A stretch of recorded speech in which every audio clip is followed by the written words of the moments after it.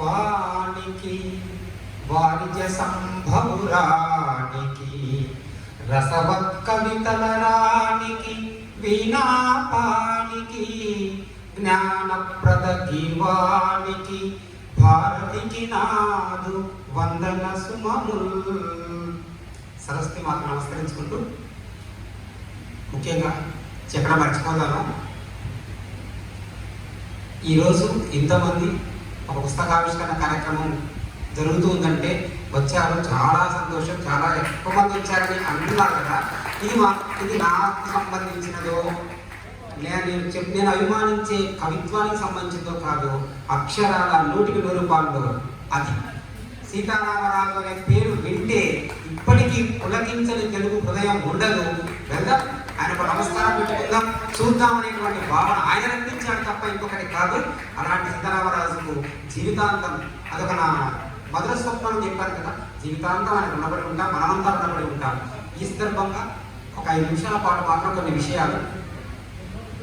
7వ తరగతిలో చిన్న కవితలు రాస్తే వీళ్ళు బాలకవిరా అని తెచ్చుకున్న చిరస్మరణీయులు మా గురువు తెలుగు సార్ సీతారామయ్య గారు ఇప్పుడు లేరు. వారు స్మరించుకుంటూ, ఎందుకంటే క్లాస్లో నేను 4 ముక్కలు రాస్తే క్లాస్లో అందరి ముందు నిలబెట్టి వీడు కవిరామ్ నా క్లాస్లో వచ్చారని 7వ తరగతిలో 1985-86 సంవత్సరాల్లో నన్ను గుర్తించారు. తర్వాత నేర్పించారు.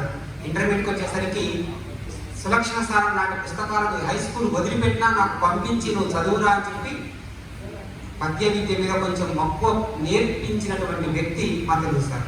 అలా చదువుతున్న నేను సరిగ్గా 1992-93 విద్యా సంవత్సరంలో నందికొట్కూరు ప్రభుత్వ డిగ్రీ కళాశాలలో చదువుతున్నప్పుడు బిఎస్సి మొదటి సంవత్సరంలో తెలుగు వెలుగు అని శ్రీమతి కె రాజ్యలక్ష్మి గారు రాసినటువంటి చిన్న ఉపవాచకం సీతారామరాజు గారి జీవిత చరిత్ర ఉండేది. అది డిగ్రీ మొదటి సంవత్సరం మొదటి వారం పుస్తకం చదివేశాను దాన్ని. అది అంత ఉత్సాహం. అప్పటికే కృష్ణ గారంటే పెద్ద అభిమానం, ఆయన సినిమా అంటే ఇంకా ప్రాణం. సీతారామరాజు అలా చదివేసిన తర్వాత నేను పద్యాలు రాస్తున్నాను కదా, ఏదో వచ్చి రాని జ్ఞానంతో ఈ పుస్తకాన్ని కావ్య రూపంలో రాసుకుంటే, పద్యాల రూపంలో రాసుకుంటే నా పద్య విద్య కాస్త మెరుగుపడుతుంది, నాకు కొంచెం తెలుగులో పరిజ్ఞానం పెరుగుతుంది అని మొదలుపెట్టి డిగ్రీ 3 ఏళ్ళు పూర్తయ్యేసరికి దాదాపు 450 పద్యాలు, అది తప్పులు ఉన్నాయో ఒప్పులు ఉన్నాయో తెలియదు కానీ 450 పద్యాలతో ఒక 3 ఆశ్వాసాలు పూర్తి చేసి 4వ ఆశ్వాసం మొదలుపెట్టారు. కానీ దాంట్లో లెక్కలేనని తప్పులు నాకు అప్పుడు తెలియదు. సందులు, సమాసాలు, అలంకారాలు, వ్యాకరణ నియమాలు సరిగా తెలియవు. నేను చదివేది సైన్స్, జీవశాస్త్ర పైకి తీసుకున్నాను. ఒక పీరియడ్ తెలుగు ఉంటుంది, దాంతో సాధన చేయాలా, రికార్డ్ రాయాలా, ప్రాక్టికల్సా, మళ్ళీ తర్వాత మనం బీఈడి సంపాదించాలా, ఎంఎస్సి బాటనీ చేయాలా, ఈ కోరికలు అలా రాసిపెట్టి తర్వాత బీఈడి రావడం అలాగే కొనసాగించుకుంటూ, అందుకనే 92లో మొదలుపెట్టినటువంటి సీతారామరాజు కావ్య రచన అలా అలా అలా కొనసాగుతూ ఉద్యోగంలో చేరి ఆ విధులలో పూర్తిగా మునిగిపోయి ఒక పక్క స్కూల్లో పాఠాలు చెప్పడం ఒక ఎత్తు, రాని ఇంగ్లీషు నేర్చుకొని గ్రామర్ నేర్చుకొని పిల్లలకు విషయం చెప్పడం ఒక ఎత్తు, స్కూల్లో అడ్మినిస్ట్రేషన్ సంబంధించిన విషయాలు, ఉపాధ్యాయుల సర్వీస్ విషయాలు, ఎస్ఆర్ మెయింటైన్ చేయడాలు, ఇవన్నీ చేసుకుంటూ అలా అలా రాసుకుంటూ ఒక 600 పద్యాలు 650 పద్యాలు అయిన తర్వాత నేను రాస్తానా రాయలేనా అనేటువంటి స్థితి చేరుకొని ఎలాగైనా సరే దీన్ని రాయాలని చెప్పి రాత్రులలో పనిచేసే సమయంలో 2021-22 వచ్చేసరికి దీన్ని ఎలాగైనా సరే 1000 నుంచి 1200 పద్యాలు రాయాలనుకున్నాను. జీప్లో వెళ్తూ జీప్లో వస్తూ రోజు గంట సేపట్లో 2 పద్యాలు. గత 2 సంవత్సరాలుగా రాత్రిళ్ళు ఖచ్చితంగా 1 గంట, నేను పడుకునే సమయం 1:30. మీరు నమ్ముతారో నమ్మరో కానీ అలా జరిగి మొత్తం మీద 2023కు 1200 పద్యాలతో పూర్తయింది. అది 1200 అయిన తర్వాత ఎందుకో నాకు అనిపించింది 1200 ఏంటి, చూడడానికి ఒక అందంగా ఉండాలి, 1, 2, 3, 4 ఉంటే బాగుంటుంది అనుకున్నాను. అలా అనుకుని కొత్త సంప్రదాయాన్ని తీసుకొస్తూ ప్రతి ఆశ్వాసన శివర సాధారణంగా కృతిభర్త ప్రశంస తరువాత కృతిభర్తకు సంబంధించి ఎవరికి అంకితం ఇస్తామో వాళ్ళకి సంబంధించి షష్ఠ్యర్థాలు ఉంటాయి. అంటే షష్ఠి విభక్తితో కూడినటువంటి పద్యాలు రాస్తాం. ఒక 4-5 మహాకవులు రాస్తారు. ఆ సంప్రదాయాన్ని కొంచెం మార్చి ప్రతి ఆశ్వాసం శివర, నేను ప్రతి ఆశ్వాసం ప్రారంభంలో పరమేశ్వర ప్రార్థన, ప్రతి ఆశ్వాసం చివరలో ఒక 3 షష్ఠ్యంతాలు రాశాను. అలా ప్రతి ఆశ్వాసం చివర షష్ఠ్యంతాలు 9 ఆశ్వాసాలకు 27 పద్యాలు పెట్టేస్తాను. 27 ఎందుకు అంటే అది నక్షత్ర నియమం, నక్షత్రాల సంఖ్య 27 కాబట్టి. అది రాస్తే మాన్యశ్రీ గండూరు దత్తాత్రేయ శర్మ గారు షష్ఠ్యంతాలు అని వద్దులేండి, ఆశ్వాసంత్యాలను పెడదాం బాగుంటుంది, అవి ఎలాగైనా షష్ఠ్యంతాలే కదా అని కొంచెం మార్చారు. అలా 1234 పూర్తి చేసి రాసినటువంటి పుస్తకాన్ని మిత్రుల యొక్క తోడ్పాటు చేత నిజంగా చెప్తున్నాను, పైసా ఖర్చు లేకుండా ఈ పుస్తకం కేవలం నా ఆత్మీయులు, అందరూ ఆత్మీయులే, కానీ అడిగితే అంతా ఇచ్చే వాళ్ళే ఉన్నారు. కానీ కొంత 15-16 మంది ముందుకు వచ్చి మేము ఇచ్చేస్తున్న పుస్తకం ప్రింట్ చేసుకున్నారు. ఆ పుస్తకం ప్రింట్ చేశాను, ఇలా మీ చేతుల్లోకి వచ్చింది. ఈ కార్యక్రమానికి లాంఛనంగా పోయిన 7వ తారీఖు నేను 100వ వర్ధంతి పోయినసారి అయినా, అంటే మొన్న మే నెల 7వ తారీఖు 100వ వర్ధంతి మన దత్తాత్రేయ శర్మ గారి చేతుల మీదుగా లాంఛనంగా డోన్లో చిన్న కార్యక్రమంలో ఆవిష్కరణ పూర్తి చేసుకున్నాం.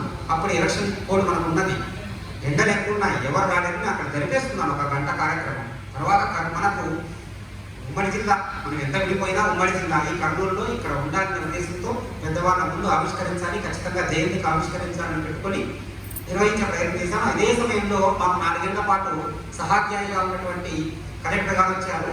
ఆయన్ని వెళ్ళి కలిసి అడిగాను, ఖచ్చితంగా వస్తామని. కానీ ఈరోజే ఉదయం వాళ్ళ సీసీ ఫోన్ చేసి ఉదయం ఢిల్లీ నుంచి ఒక టీం వస్తుందని నీతి ఆయోగ్ వాళ్ళు సాయంత్రం 5:30 మీటింగ్ పెడుతున్నారు, ఎప్పుడైపోతుందో తెలియదు, రాలేకపోవచ్చు అంటున్నారు, మీరు అవకాశం ఉంటే అయిపోయిన తర్వాత సార్ కింద కలవండి అన్నారు. ఇప్పటికీ ఫోన్ చేస్తే కూడా చివరిలో చేత కావడం లేదు అన్నాడు. అందుకని వారు వస్తారని ఆశించారు, పర్వాలేదు మళ్ళీ కలిసే ప్రయత్నం చేస్తాం. కానీ చెప్పాను కదా, వారి కోసమో మా కోసమో వీళ్ళ కోసమో కాదు, తెలుగు కోసం ఒక కారణం అయితే అంత రుచి ఇస్తారు. వారి కోసం వచ్చినటువంటి అందరికీ ధన్యవాదాలు తెలుపుకుంటూ, ఇప్పుడు పాడినటువంటి వాళ్ళంతా బాగా రాగయుక్తంగా పాడినటువంటి మియా గారు కావచ్చు, శర్మ గారు కావచ్చు, అక్కడ పోతన్న గారు, వేమన్న గారి మాటను 2 రాష్ట్రాల్లో 2 జిల్లాలు, ముఖ్యంగా మహబూబ్ నగర్ మరియు కర్నూలు 2 జిల్లాలకు కర్నూలు ఆకాశవాణి ఎంతో సేవలు అందించింది. దానికి బాగా ప్రయోక్తగా పనిచేస్తూ వేమన మాటను అందించినటువంటి వారి మాటగా నేను పద్యం పాడలేకపోవచ్చు, కానీ ఒక పద్యం చదవాలి కదా. రామరాజు ఎలా ఉన్నాడో చూపించి తర్వాత మీకు నుంచి సెలవు తీసుకుంటాను. సీతారామరాజు స్వరూపం ఎలా ఉంటుంది అంటే, ఆ ముఖాన్ని చూడగానే ఆకాశంభున వెలుగు ఆభాను తేజంపు రహిమించి వదనము రాజిలంగా ఉత్తరీయంబుగా హత్తిన కాషాయ వస్త్రంపు ధగధగం ప్రజ్వలింప చిమ్మ చీకటి మించు చిక్కని నల్లని గడ్డమ్ము మోముపై కాంతులీనా భుజగమ్ము బోలుచు భుజదండ భూషయై చూపట్టు తనువది శోభలీనా నిశిత దృష్టిని సారించు నేత్రయుగలి దమ్ము చూపెడి విపుల భక్షమ్ము తోడ కరకుటమ్ములు నింపిన శరది దాల్చి కదిలే అల్లూరి అనుచర గణమురాగా. ఒక్కసారి సీతారామరాజు సినిమా కృష్ణ గారిని ఊహించుకోండి, ఎందుకంటే కృష్ణ గారి పేరే చెప్తాను. అలా కాషాయ వస్త్రాలు ధరించి ముఖమంతా సూర్యమండలాన్ని మించిన తేజస్సుతో వెలిగిపోతూ ఉంటే, నల్లని గడ్డం చిమ్మ చీకట్లా వెలుగులిగుతూ ఉంటే, భుజం మీద పెద్దని నాగుపామ అన్నట్లుగా ఆ బిల్లు వెలుగులిగుతూ ఉంటే, కరపుటమ్ములు భుజాల పైన దాల్చిన ఆ కరపుటమ్ములు దాల్చినటువంటి ఆ యొక్క అక్షయధునిరాలు లాంటి శరధులు ధరించినటువంటి రూపం అనుచర గణం అలా వెళ్తూ ఉంటే వస్తుంది. అలా ఆయన ఎంత ట్రైనింగ్ ఇచ్చాడంటే అనుచర గణానికి, అలా చూపు సాధిస్తే చాలు అతని మనస్సులోని భావాన్ని కనుగొని కదిలేటువంటి సైన్యం ఆయన ఉంది. ఎలా ఉంటాడు, ఒక్కసారి బ్రిటిష్ వాళ్ళ మీదకి వెళ్ళండి అనేటువంటి ఆజ్ఞ ఇవ్వాల్సిన అవసరం లేదు. కోపంతో కనిపించాడంటే ఎలా ఉంటాడు అంటే, కోపాటోపముతో నటభృగుటితో కూనిల్లుడెందమ్ముతో రూపం వెత్తిన ధైర్య శౌర్య విలసృద్ర స్వరూపంబుగా చూపెట్టన్ మన రామరాజు స్థిరుడై చూపుల్ ప్రసారించే ఆ చూపుల్ శాసనమై తుపాకి గమితో సూరాలు లేచన్వడిన్. పోలీస్ స్టేషన్ మీద దాడి చేసినప్పుడు లోపల ఉన్నటువంటి ఎస్ఐ దగ్గరికి పోరాడడానికి సిద్ధంగా ఉంటారా లేక అంగీకరిస్తారా ఓటమిని అని అన్నప్పుడు కొద్దిసేపు చర్చలు జరుగుతాయి. తర్వాత ఏ శబ్దము రాకపోతే అలా సైగ చేయగానే తుపాకులు ధరించిన అనుచరులంతా ఆ అడ్డపిగల పోలీస్ స్టేషన్లో వెళ్ళడం అనేది జరిగే సందర్భంలో పరిచయం రాయబడింది.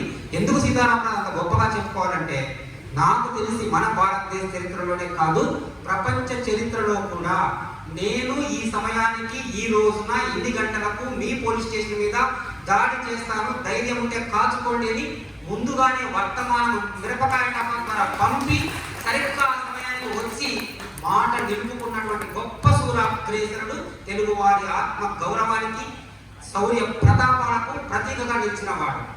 ఎప్పుడో చెప్పా పెట్టకుండా అర్ధరాత్రి దాడి చేసేవాడు గొప్పవాడు కాదు. చెప్పా పెట్టకుండా వచ్చి మనం జాగరూకతతో లేనప్పుడు, మనం అందుబాటులో లేనప్పుడు మన సొమ్మును దోచుకొని పోయేవాడు కాదు. బ్రిటిష్ వాళ్ళు ఎంత క్రూరంగా, ఎంత కుట్రలతో భారతదేశాన్ని ఆక్రమించారో వాటికి వ్యతిరేకంగా అంత స్వచ్ఛంగా ఇది మా స్థైర్యం, మీ తుపాకులు ఉంటే మా దగ్గర బాణాలు మాత్రమే, విల్లప్పులు మాత్రమే ఉన్నాయని ఎలాంటి అధైర్యం అనేటువంటి భావన ఆ యొక్క గిరి ప్రజలలో పోకుండా అంత గొప్ప పరాక్రమాన్ని చెందినటువంటి ఆ మహనీయుడికి నివాళిగా మనం ఏమిచ్చినా సరిపోదు.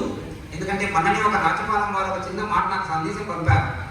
సీతారామరాజు గారి జీవితం మీద వచ్చినటువంటి పుస్తకాల్లో మల్లెల గురువయ్య గారు ఒక పద్యకావ్యం రాశారు, తర్వాత అద్దేపల్లి వారు ఒక వచన కావ్యం రాశారు, ఇప్పుడు మీరు రాశారు సురేష్ బాబు. ఆ మహనీయునికి, ఆ అమృతమూర్తికి, ఆ అమరజీవికి ఎవరు ఎంత రాసినా ఏమి చెప్పినా అది తక్కువే. మన రాష్ట్రంలో అది తక్కువే. మనం ఏమి ఎంత ఇచ్చినా తక్కువే అన్నారు. ఇంత మంచి కాదు. ఈ పుస్తకాన్ని చదివే ప్రయత్నం చేయండి. నేనేమంత మహాపండితుని కాదు, గొప్ప గొప్ప సమాస భూయిష్టమైనటువంటి పద్యాలతో ఉండి మీకు అర్థం కాకుండా ఉండేటువంటి రచన కాదు, సులభంగా అర్థమవుతుంది. అక్కడక్కడ ఒకటి రెండు పదాలు అలాంటి పద్య నిర్మాణం కాబట్టి కొన్ని ఛందస్సులకు సమాస భూయిష్టం కాకపోతే పద్యం నడవదు. కొన్ని పద్యాలకు అచ్చమైన తెలుగులో అలా వెళ్ళిపోతాయి. మధ్యవశార్థం లాంటి పద్యాలు తీసుకుంటే ఖచ్చితంగా కొన్ని పదాలు రావాల్సిందే. తలువోజులో మత్తకోతుల్లో తీసుకుంటే అలా కళ్ళు మూసుకొని పద్యాలు వెళ్ళిపోతాయి. ఈ పద్యాలన్నీ కూడా నేను రాసినట్టుగా భావించకుండా మా సరస్వతి మాత అనుగ్రహంతో పలికించినట్టుగా భావిస్తూ, ఇందులో ఏ మంచి ఉన్నా, ఏ గొప్పదనం ఉన్నా అది మా సరస్వతీదేవికి చెందినట్టుగా భావిస్తూ, ఏ దోషం ఉన్నా, ఏ చిన్న వ్యాకరణ భంగ విషయాలు ఉన్నా ఇవన్నీ కూడా అది నావిగా భావిస్తూ వాటిని మండిస్తారని కోరుకుంటూ ధన్యవాదాలు అందరికీ.